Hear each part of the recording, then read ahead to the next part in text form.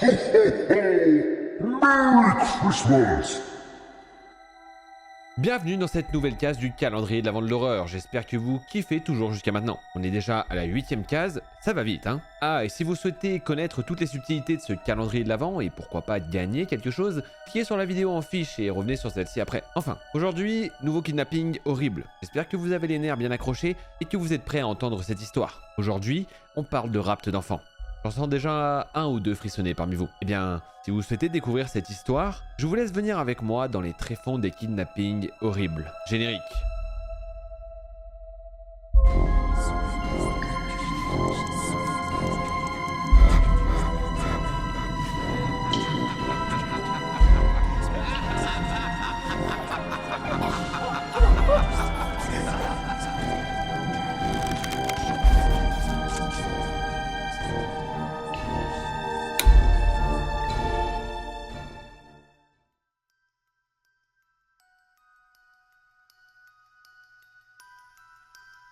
Tu veux danser, Anna? Anna Mortensen sort de sa rêverie. Niels Benson est devant elle. Il lui sourit et lui tend la main. Alors, elle lui tend la sienne et le suit sur la piste. À vrai dire, elle n'avait pas envie de danser, mais elle n'avait pas de raison sérieuse de refuser. Voilà 4 ans qu'Anna Mortensen poursuit ses études d'histoire à l'université d'Elsener, au Danemark. Parmi ses camarades, elle est unanimement appréciée. C'est le type même de l'étudiante modèle. Sérieuse, travailleuse, issue d'une bonne famille et dotée d'une excellente éducation. Et en plus de ça, elle est très jolie. Ah bah ça compte, hein, désolé. Hein. Les garçons sont nombreux à tourner autour d'elle, mais jusqu'à cette année 1965, tous ont été découragés par sa réserve, pour ne pas dire sa froideur. Ce n'est pas qu'elle méprise l'amour, non. Ce qu'elle veut, c'est l'amour avec un grand A, le prince charmant. Et elle s'est fait une telle réputation que les étudiants l'ont surnommée Anna la romantique.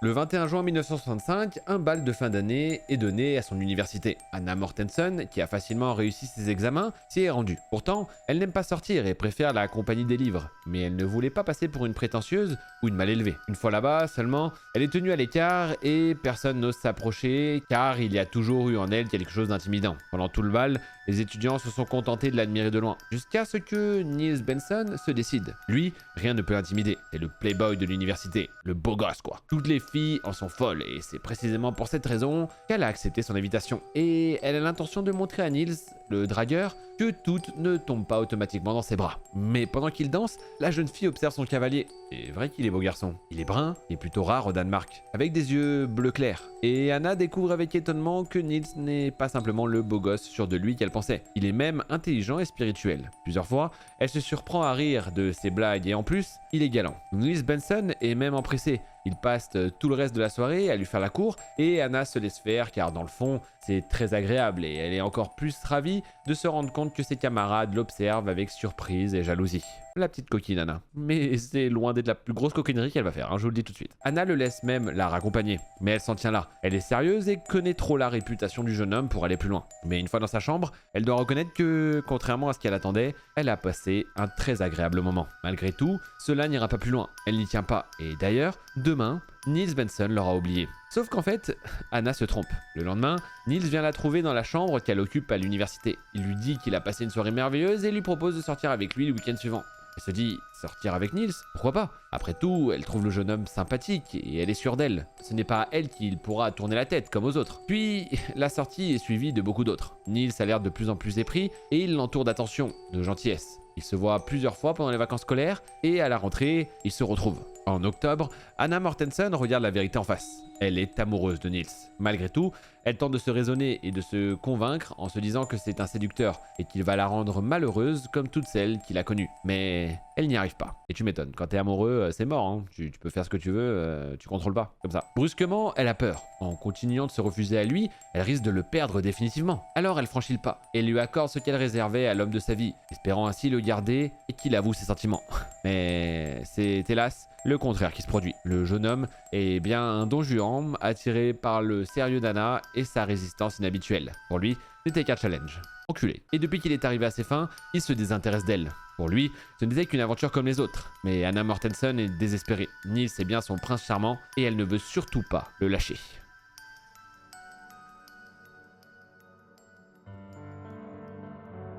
2 semaines plus tard, Anna s'aperçoit qu'elle est enceinte. Cette constatation la remplit de joie, car pour elle, c'est le moyen inespéré de garder Nils. Tant pis si l'idée manque d'élégance, son bonheur en dépend. Et cette grossesse va la sauver, car l'IVG n'existe pas au Danemark en 1965. Pour elle, une bonne fée vient d'un coup de baguette magique de transformer sa vie.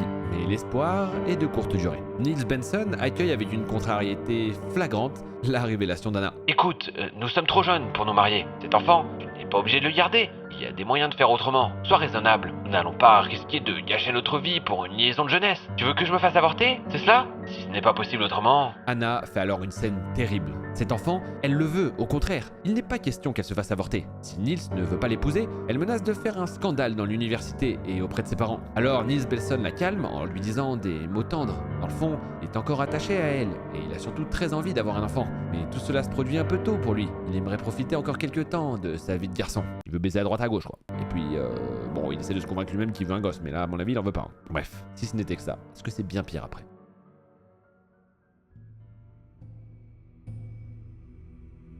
Les mois passent, Anna s'est installée dans un studio en ville, Niels malgré lui s'est résigné au mariage, et au fond, il n'est pas mécontent d'être futur père, même s'il se fait encore un peu prier pour la date de la cérémonie. Mais pour Anna, c'est enfin acquis. C'est alors que se produit un événement imprévu et catastrophique pour Anna. Une nuit de février 66, elle est brutalement réveillée par de violentes douleurs. Elle se rend alors immédiatement à la clinique, mais il n'y a rien à faire d'après son médecin, c'est une fausse couche. Mais la jeune femme n'a pas dit son dernier mot et elle repart le jour même malgré l'avis des médecins. Pour elle, personne ne doit savoir ce qui s'est passé et sa fausse couche doit rester secrète. Elle sait que Niels n'a accepté le mariage qu'à cause de l'enfant à venir. S'il apprend la nouvelle, il reviendra sur ses engagements et elle veut garder Niels par tous les moyens. Elle est toujours enceinte, elle doit se mettre cette idée en tête et le faire croire aux autres. Anna ne laissera pas passer cette chance inespérée d'épouser celui qu'elle aime. Quand Niels vient la voir, Anna se prétend très fatiguée. Lui, il a l'air inquiet et il est prévenant, empressé et lui annonce ce qu'elle attendait tant. Il s'est décidé. Leur mariage aura lieu en juin, avant la naissance de l'enfant. Anna est heureuse, elle a gagné. Mais bien sûr, il y a un problème. Tout n'est qu'un mensonge, et elle ne voit pas comment s'en sortir. Pourtant, elle refuse d'y penser pour l'instant. Décidée à ne songer qu'à la date de son mariage, elle se lance de tout son être dans cette folle suite en avant, sans vouloir envisager les conséquences. Le 10 juin 1966 arrive et la cérémonie du mariage est très réussie. Ils forment vraiment un beau couple. Niels est rayonnant de beauté et Anna radieuse de bonheur, et tous s'extasient sur la finesse de sa taille. Elle explique qu'elle porte son enfant très haut et que cela ne se voit pas. Le médecin, dit-elle, l'a prévenue. Elle aurait vraisemblablement un accouchement difficile et il lui a recommandé un établissement spécialisé de Copenhague. Mon Dieu, l'enfoncement dans le mensonge, c'est un truc de baiser, hein.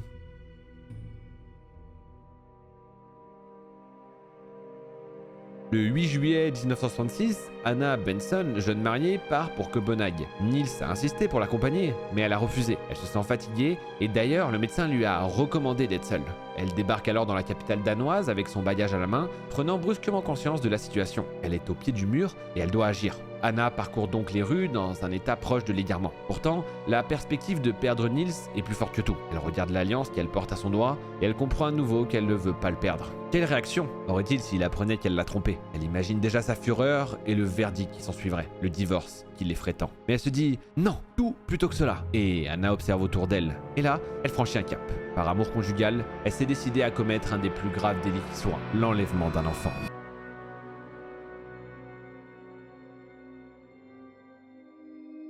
Le centre-ville est calme, c'est le week-end. Presque tous les commerces sont fermés, sauf un des grands magasins devant lequel Anna passe.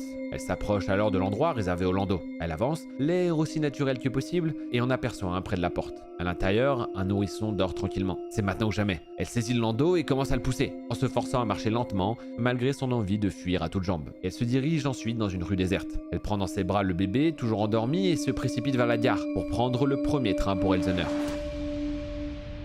Nous sommes maintenant le 9 juillet 66 et en première page de tous les journaux du Danemark se trouve un fait divers dramatique. Un bébé a été enlevé en plein centre de Copenhague, Birgit Jensen, une petite fille de 2 mois. La police est formelle, il ne s'agit pas d'un rapt dans le but d'obtenir une rançon car la situation matérielle des parents, 2 étudiants sans argent, le prouve. D'autre part, plusieurs témoins ont vu une jeune femme blonde s'emparer du landau. Malheureusement, c'est tout ce qu'ils possèdent, une jeune femme blonde, un signalement aussi imprécis que possible. Les policiers sont rassurés quelque part, parce qu'ils savent qu'ils n'ont pas affaire à des malfaiteurs et que l'enfant sera bien traité. Mais ils sont aussi inquiets, parce que dans ce genre de rapt affectif, la ravisseuse n'a aucune raison de rendre l'enfant. Pendant ce temps, à Elzener, Anna est très heureuse. Elle a son bébé dans les bras. Niels, quant à lui, s'extasie devant la petite fille et il en est très fier. Il la prend avec précaution et répète Elle me ressemble, hein? Tu ne trouves pas qu'elle me ressemble? Anna, bouleversée malgré tout, lui répond tendrement. Bien sûr, puisque c'est ta fille. Mais dans son esprit, elle est presque sincère. Même si ce n'est pas la vérité, elle fera tout pour que cela le devienne. C'est la fille de Niels et la sienne. C'est leur fille. Maintenant, il faut tenir, avoir l'air aussi naturel que possible. Surtout, ne pas se cacher, ce qui risquerait d'attirer l'attention. Il faut simplement avoir l'air d'une jeune mère heureuse. C'est la seule conduite à adopter. D'ailleurs, pour elle, ce ne sera pas difficile, car elle se sent véritablement heureuse. Dans le train qui l'a ramenée à Copenhague, Anna Benson a eu tout le temps de préparer son rôle. Aussi, c'est sans aucune gêne qu'elle répond aux questions de la mère de Niels et de sa propre mère, intriguée du poids anormal du bébé censé n'avoir que quelques jours. C'est que je l'ai porté 9 mois et demi. D'ailleurs, Birgit Car sans le savoir, elle a donné à l'enfant le prénom qu'elle porte réellement. pesait 4 kilos à sa naissance.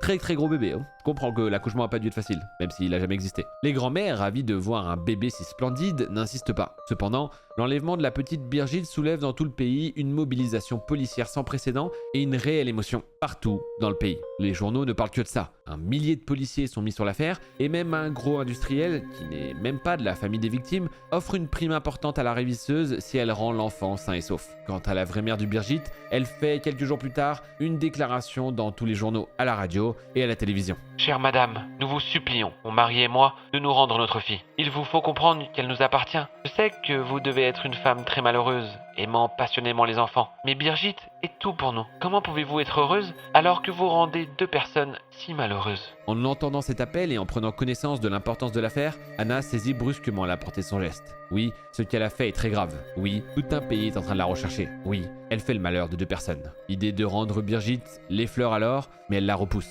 Il est trop tard. Niels ignore qu'elle a fait une fausse couche. Alors lui avouer que c'est elle la voleuse d'enfants dont tout le monde parle, que cette fille dont il est si fier n'est pas la sienne, elle n'ose même pas y penser. Elle doit se taire et attendre. Pour elle, la police et l'opinion publique finiront par se lasser. Tout ce qui importe, c'est qu'elle garde son mari et sa fille, à laquelle elle est aussi attachée que n'importe quelle mère.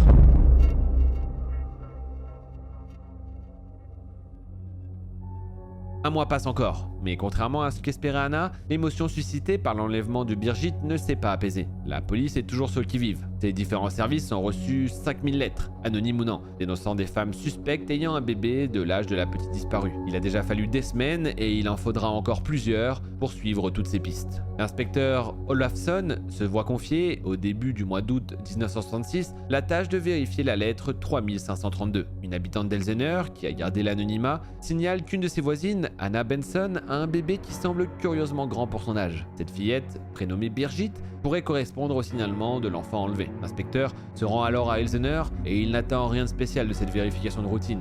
Il y en a déjà eu tellement. Il arrive donc à l'adresse indiquée et une jeune femme blonde lui ouvre. Madame Benson? La femme semble avoir un instant d'hésitation. Non, je suis la gouvernante de la petite... c'est à quel sujet? Police. Quand pourrais-je voir Madame Benson? Puis la fausse gouvernante répond aimablement. Elle sera là ce soir. Le policier s'en va donc en disant qu'il reviendra. Et à peine la porte refermée, la jeune femme se précipite dans la chambre, se penche sur le berceau et en retire l'enfant. Anna est perdue. Elle sait que le signalement de la vraie Birgit a été diffusé et que la police n'ignore pas qu'elle a une marque distinctive, 2 grains de beauté sous le genou gauche. Et elle est incapable de fournir le certificat de naissance. Alors, elle décide de s'enfuir. C'est un nouveau pas qu'elle franchit. Et ce n'est plus pour Niels qu'elle agit, puisqu'elle va le quitter et qu'elle ne le reverra jamais. Non, c'est maintenant Birgit qu'elle veut pour elle seule. Une heure plus tard, un sac de voyage à la main, dans lequel se trouve le bébé auquel elle a donné un somnifère, elle est à la gare d'Elzener. Elle attend le train en direction de l'Allemagne. Mais heureusement, Anna Benson n'est pas allée loin. L'alerte ayant été donnée quelques heures plus tard, elle a été arrêtée sans avoir pu franchir la frontière. Au tribunal, les juges, émus par son cas, ne l'ont condamnée qu'à une peine de principe avec sursis. Mais Anna avait déjà payé le plus lourdement possible pour elle. Pendant l'attente du procès, Niels avait demandé et obtenu le divorce.